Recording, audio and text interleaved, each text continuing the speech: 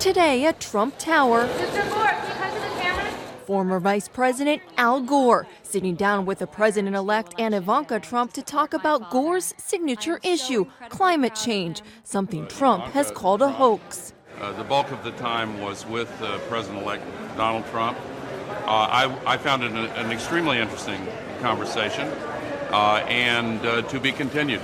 The president-elect also reaching out to a former rival, picking Dr. Ben Carson as Secretary of Housing and Urban Development. We're excited to have Dr. Carson as our intended nominee for Housing and Urban Development. We're looking forward to another very productive week in the transition that's setting a historic pace. Carson, a neurosurgeon, lacked significant experience in housing and urban development. During the primary, he criticized housing regulations to address segregation in public housing. This is what you see in communist countries, where they have so many regulations encircling every aspect of your life that if you don't agree with them, all they have to do is pull the noose. And this is what we've got now.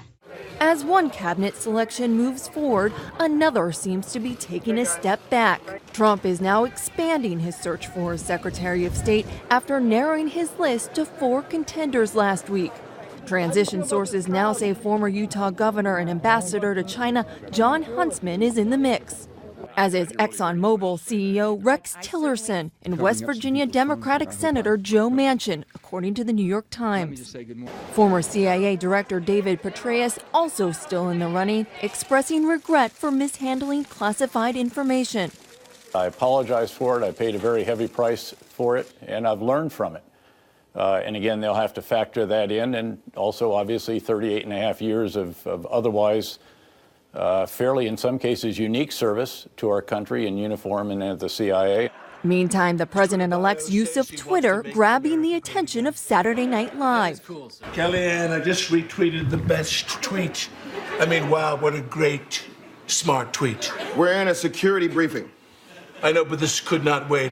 Trump slamming the show as unwatchable, totally biased, not funny, and the Baldwin impersonation just can't get any worse. Sad. And blasting the media on Twitter today, saying, quote, "If the press would cover me accurately and honorably, I would have far less reason to tweet." Mike Pence defending another Trump tweet in which he claimed that millions of illegal votes were cast in the presidential election. It's his right to express his opinion as the president-elect of the United States. I think one of the things that's refreshing about our president-elect